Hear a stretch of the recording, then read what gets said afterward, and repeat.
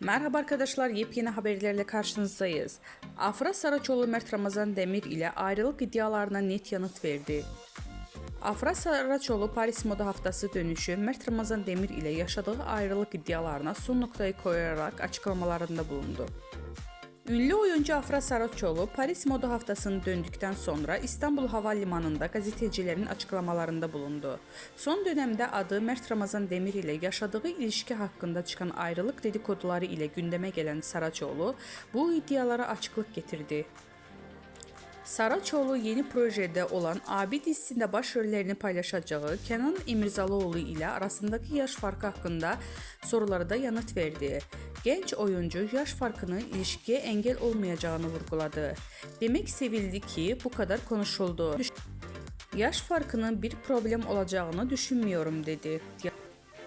Gazetecilerin özel hayatı ile ilgili sorularına da açıklık veren Afra Saraçoğlu, Mert Ramazan Demir ile olan ilişkisini sonra erdiğini şu sözlerle doğruladı.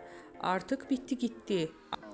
Bu açıklamasıyla ayrılık iddialarına son noktayı koyan Afra Saraçoğlu, hayranları ve medya dünyasını şaşırttı.